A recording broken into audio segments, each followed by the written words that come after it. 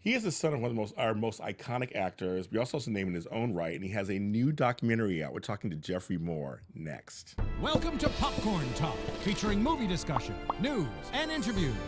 Popcorn Talk. We talk movies.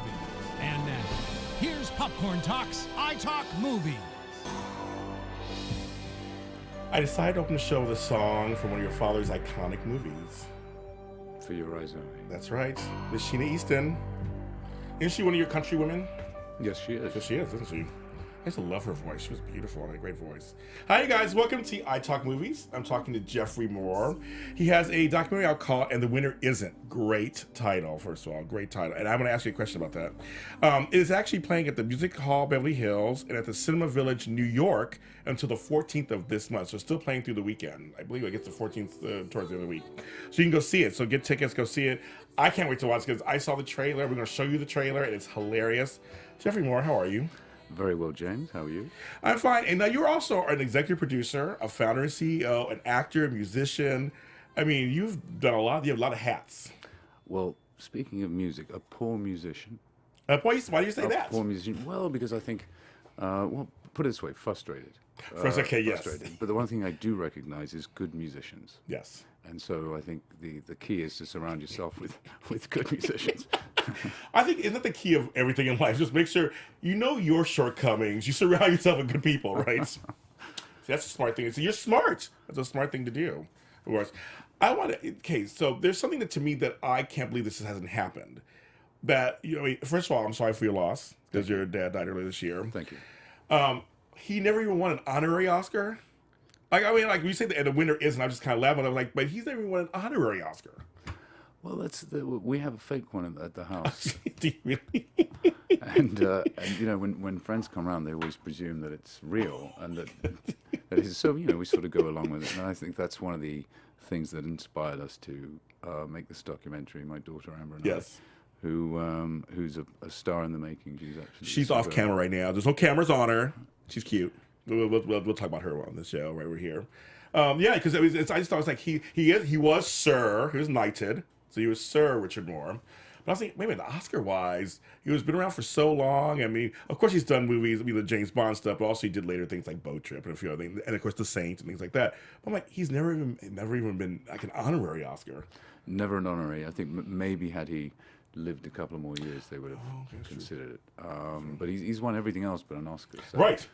So it's one of those things. So I mean, in a sense, we that's one of the reasons why we felt this would be a worthy subject. Yeah. Well, when you think across my desk, I laughed when you were like, I want to have a song nominated for I want to win an Oscar. What do I song? Oh, you have to have a movie attached. I'm like, I love that whole story. And then that's kind of what this documentary kind of. And it's true. It's true. Yeah, you have to have to be nominated for an Oscar. You have to have a song in a movie or documentary. Correct. Correct. Does it count for short story movies like that too, or no? I think it has to be I think it has to be long form. Yeah. That's interesting. Yeah. So some folks, I mean, there's Oscar winner Eminem, there's Oscar winner 3-6 Mafia, there's Oscar winner Comment. I mean, there's some folks that you would never think have Oscars who got it for music. Most definitely. I can see Oscar winner So Geoffrey Moore. there is a chance. There's hope. There is. There's Your hope. song "You and I," of course, it can totally be. Yes, completely. And this is Oscar season 2. You released your movie at the right time. What do you know? Mm-hmm. I can tell you are cheeky. I love it. I love it. Now I want to show a picture of your father's the James Bond movies that he did. It was one of you guys together, of course, too, which is great. But the one that you the James Bond. Did you know? Because I mean, it's one of those things where he's your dad. Yes. But did you know that he was James Bond to the rest of the world?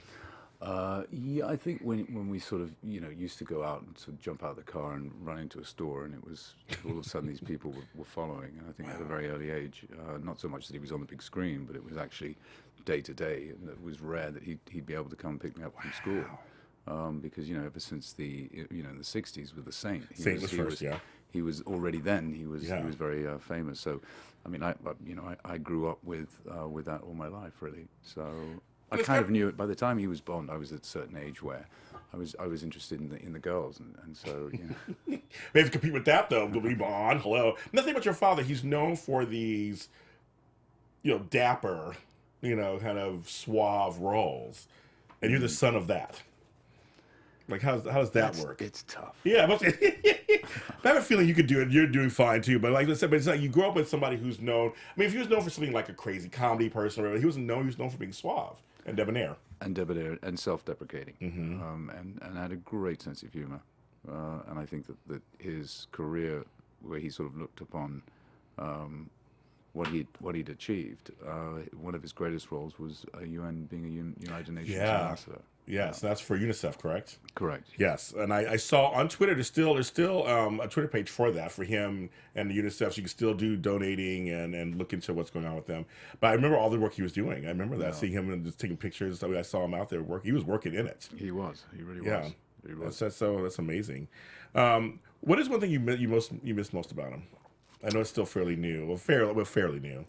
Well, we used to speak every day, regardless, even for 2 minutes, 5 minutes, and it took a while to. I said, I got to call Roger, and I realized, he was not only a kind, generous father, but he was a good mate. Yeah. Isn't that cool?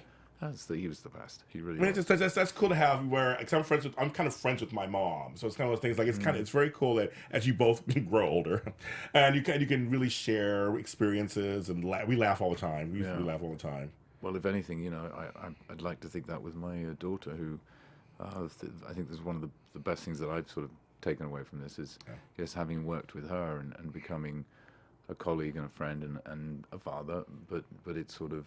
I mean, I think any father out there would love to have this, be able to have done what we did. Yes. So, I was overwhelmed. On this documentary, what are some of the things that she brought to the table that really impressed you? Well, already the sort of the efficiency and the fact that she can read. That's good. That's a good thing. It's a very good start. Yes.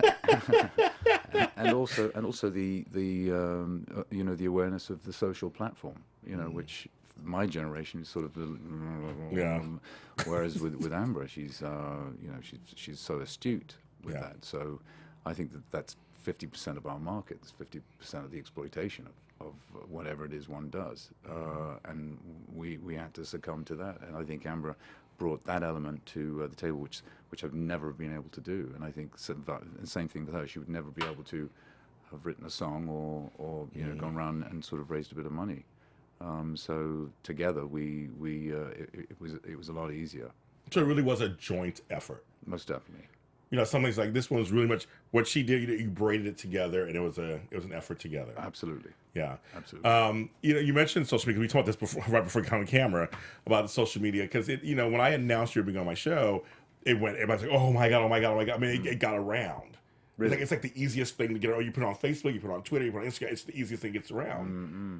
Not like the old days where you have to buy ads here. It's right there. And it's free. Instant. And it's instant. And it's free. Yeah. Which we like that in our budgets, right? It's just free. And so, you're gonna be honest. So I guess with this movie, especially now that we'll have this interview out there, it's just gonna go out to so many people. So they're gonna know about it. It is extraordinary nowadays how that works. It really is. And how many followers you have and that kind of stuff. It's just really interesting. I want to show actually a trailer of the movie. We'll have them set that up. We're going to show the trailer, and it's a lot of faces that I have interviewed actually in the studio in your trailer. This is an award that is given to movies. It looks like a real award. So is that the one at your house? But it's not. Yes, it's a fake. Versus here. This is needy. That one isn't needy. I want to win a real one. For a good cause. Nuts. My daughter, Amber, will help me. Oh, no. God, no way. I mean... I made a song for charity. I had this crazy idea to enter it for the Academy Awards. But the song can only be considered if it's part of a movie. Bribe a lot of people. Bribe. Bribe. I say bribe. Do I what? Do you vote? No. To be or not to be? That is the question. Did I win it yet? Eric. No. This time we can make it right. Nah, I'm kidding. We just want to win an Oscar.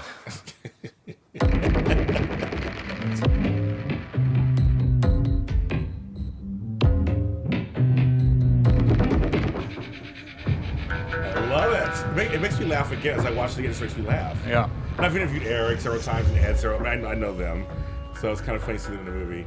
I mean, it's okay. So how long did it take to actually do this whole documentary? Well, we started shooting in May. Wow. Okay. And so yeah, it was done sort of off the cuff, really. Yeah. We sort of paid as we went along. How funny. Yeah.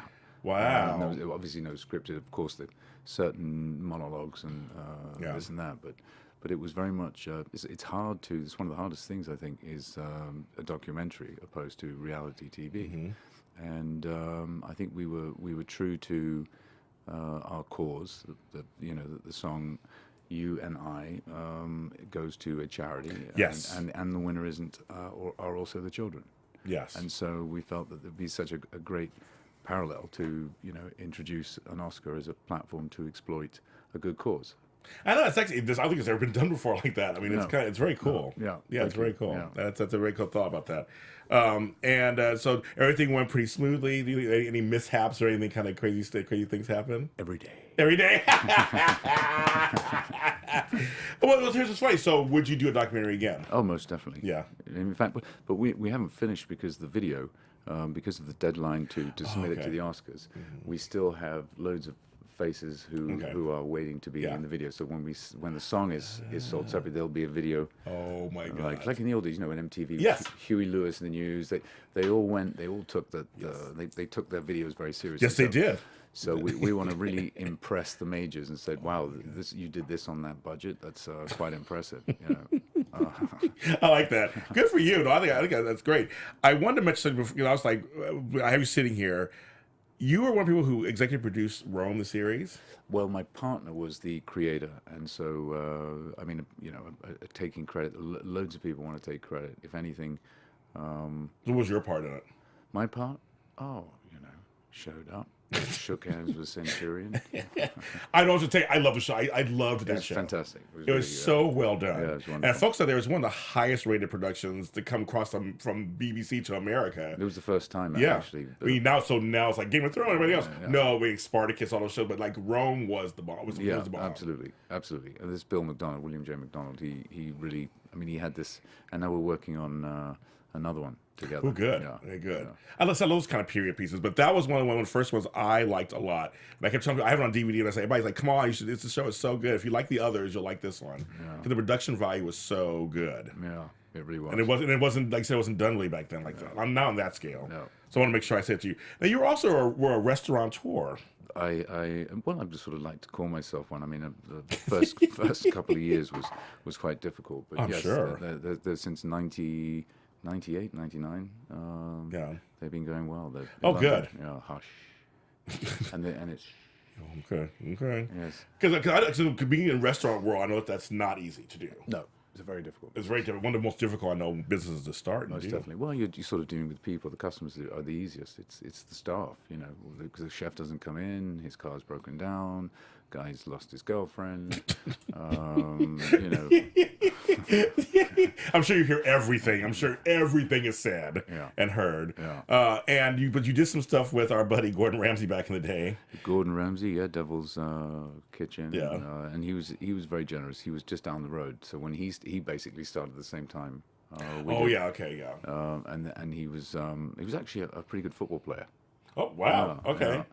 And then just had this talent, which I think he's probably considered, the dawn of cuisine. Oh yeah. Of our day. And I've heard he's super nice guy. He's a lovely guy. Right. He's lovely. They heard there's a persona, of course, but I heard he's super, super nice. If everybody I've talked to who's met him. Except for James Cameron. Except James Cameron, that's right.